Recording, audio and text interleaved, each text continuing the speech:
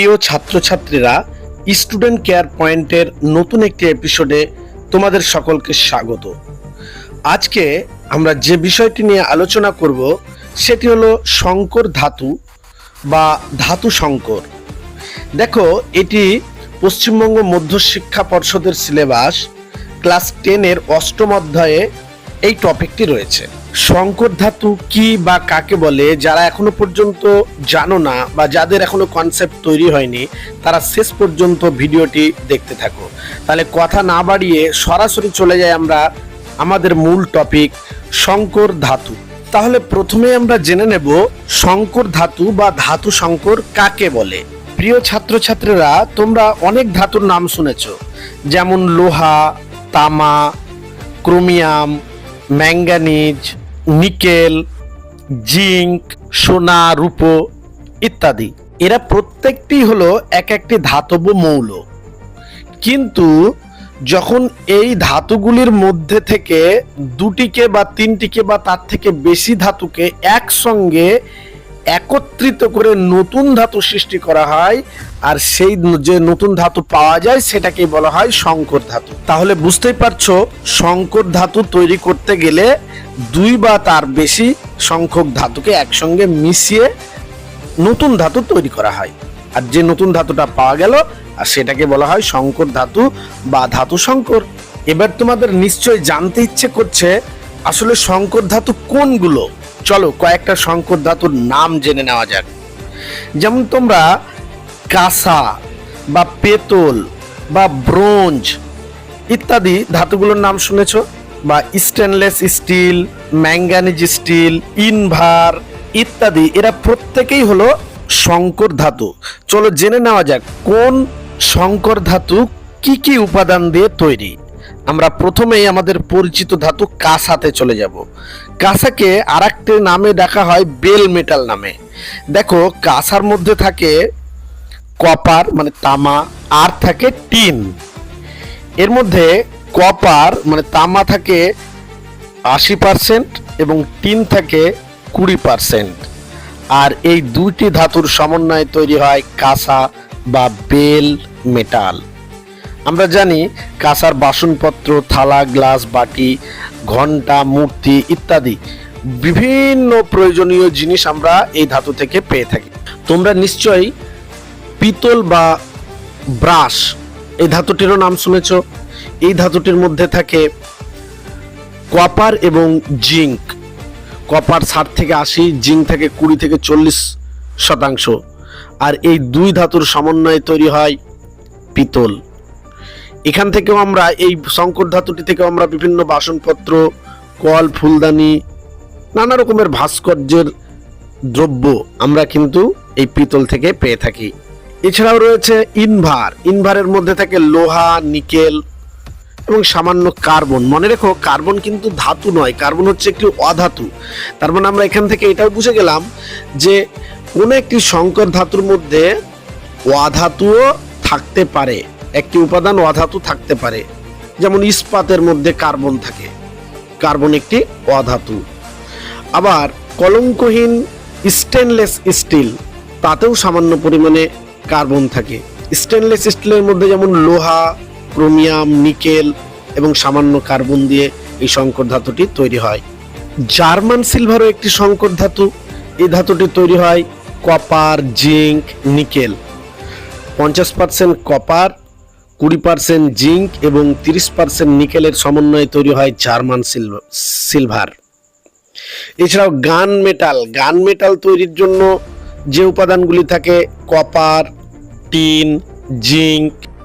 গান মেটাল দিয়ে আমরা বন্দুকের ভাল্ব বা যন্ত্রপাতি পেয়ে থাকি। এবার দেখো, আরো একটি সংকর ধাতুর নাম বলবো, ডুরালুমিন। এই ডুরালুমিন অ্যালুমিনিয়াম, কপার, ম্যাঙ্গানিজ, ম্যাগনেসিয়ামের সমন্বয়ে তৈরি। আবার ম্যাগনেলিয়ামও তৈরি হয় অ্যালুমিনিয়াম, ম্যাগনেসিয়াম এই ধাতু দিয়ে। আর এই যে ডুরালুমিন এবং ম্যাগনেলিয়াম, অ্যালুমিনিয়াম এতে সবচেয়ে বেশি থাকে, অ্যালুমিনিয়ামের উপাদানটি। যেহেতু অ্যালুমিনিয়াম অনেকটাই হালকা ধাতু, এর সঙ্গে কপার, ম্যাঙ্গানিজ, ম্যাগনেসিয়াম এই সমস্ত ধাতুগুলি মিশিয়ে তার একটু শক্ত তৈরি করা হয়, দৃঢ়তা তৈরি করা হয়। আর এই সংকর ধাতুটি বিমানের কাঠামো, মোটর গাড়ির বিভিন্ন অংশ বা যন্ত্রাংশ, বিমানের যন্ত্রাংশ, বিজ্ঞানীদের বিভিন্ন বৈজ্ঞানিক যন্ত্রপাতি ইত্যাদি নির্মাণের ক্ষেত্রে এই ডুরালুমিন বা ম্যাগনেলিয়াম এই সংকর ধাতু দুটি ব্যবহার করা হয়। তাহলে বুঝতেই পারছো, ডুরালুমিন ও ম্যাগনেলিয়াম বিমানের কাঠামো তৈরিতে, বিমানের যন্ত্রাংশ তৈরিতে, বৈজ্ঞানিক যন্ত্রপাতি তৈরিতে ব্যবহার করা হয়ে থাকে। এবার তোমরা মনে রাখো, ধরো কোনো একটি সংকর ধাতুতে যদি পারদ থাকে তাহলে সেটাকে বলা হয় অ্যামালগাম বা পারদ সংকর। কথাটা আরেকবার বলছি আমি, যদি কোনো সংকর ধাতুর মধ্যে তার একটি উপাদান পারদ থাকে তাহলে সেটাকে বলা হয় অ্যামালগাম বা পারদ সংকর। এই ধরনের সংকর ধাতুগুলি কি কাজে ব্যবহার করা হয়? যেমন দাঁতের চিকিৎসায়, আয়না তৈরিতে, তড়িৎদ্বার রূপে ব্যবহার করা হয় এই অ্যামালগাম সংকর ধাতুটি। এবার আমরা জানবো কোন সংকর ধাতুর মূল উপাদান কি। প্রথমে জেনে নেব স্টেনলেস স্টিলের প্রধান উপাদান বা মূল উপাদান লোহা। ম্যাঙ্গানিজ ও ইনভারেরও প্রধান উপাদান লোহা। আবার জার্মান সিলভার, গান মেটাল, কাঁসা, পিতল এদের মূল উপাদান কপার ও জিঙ্ক। আবার ডুরালুমিন এবং ম্যাগনেলিয়ামের প্রধান উপাদান অ্যালুমিনিয়াম। এতক্ষণ তোমরা জেনে গেছো সংকর ধাতু কাকে বলে, কতগুলো সংকর ধাতুর নাম এবং তাদের ব্যবহার, তারা কি কি উপাদানে তৈরি, এটা তোমরা জেনে গেছো। এখন তোমাদের মধ্যে প্রশ্ন হতেই পারে, এই সংকর ধাতু নির্মাণ করা হয় কেন? এমনিতেই তো তারা এক একটা এককভাবে ধাতু, কিন্তু তাদেরকে সংকরায়ন করা হয় কেন? অন্যান্য ধাতু মিশিয়ে নতুন ধাতু তৈরি করার প্রয়োজনীয়তা কি? হ্যাঁ, এই প্রশ্নের উত্তরটি আমরা এবার জেনে নেব। দেখো, এককভাবে সব ধাতুর বৈশিষ্ট্য এক নয়। কোন ধাতুর কাঠিন্যতা বেশি, কোন ধাতুর কাঠিন্যতা কম, কোন ধাতু বেশি নমনীয়, কোন ধাতু কম নমনীয়, কোন ধাতুর সম্প্রসারণশীলতা বেশি, কারো বা কম, কারো ঘাত সহনশীলতা বেশি, কারো বা কম, কারো ঘনত্ব বেশি, কারো বা কম। তাহলে বুঝতেই পারছো, কোনো ধাতুর কাঠিন্যতা বাড়াতে হতে পারে বা কারো কমানো হতে পারে, কারো নমনীয়তা বাড়াতে হতে পারে কিংবা কমাতে হতে পারে, কারো সম্প্রসারণশীলতা কমাতে হতে পারে, কারো বা ঘাত সহনশীলতা বাড়াতে হতে পারে। আর এই সব সমস্যার সমাধান করার লক্ষ্যেই কয়েকটি ধাতুকে একত্রিত করে সংকর ধাতু নির্মাণ করা হয়, যা আমাদের কাজের উপযোগী হয়ে ওঠে। তাছাড়া ধাতুগুলিকে বিভিন্ন কাজে ব্যবহার করা সম্ভব নয়, বা কোনো জলবায়ুর হাত থেকে রক্ষা করা, জারণ ক্রিয়া, হ্রাস বৃদ্ধি, তাপ ও তড়িতের পরিবাহিতা কমানো বাড়ানো প্রভৃতির প্রয়োজনে কয়েকটি ধাতুর সমন্বয়ে ধাতুগুলিকে সংকরায়ন করানো হয় এবং ব্যবহারের উপযোগী করে তোলা হয়। তাহলে তোমরা সংকর ধাতু সম্পর্কে যথেষ্টই বুঝতে পেরেছো।